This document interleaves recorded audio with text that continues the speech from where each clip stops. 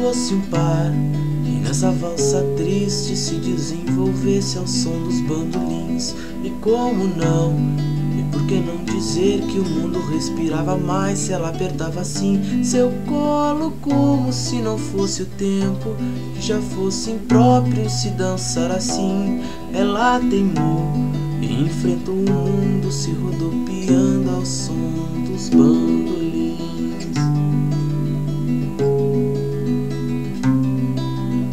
Como fosse um lar, seu corpo a valsa triste iluminava e a noite caminhava assim.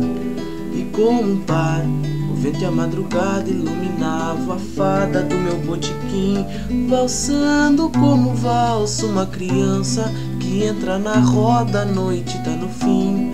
Ela valsando só na madrugada, se julgando amada ao som dos bandolins. O som dos bandolins.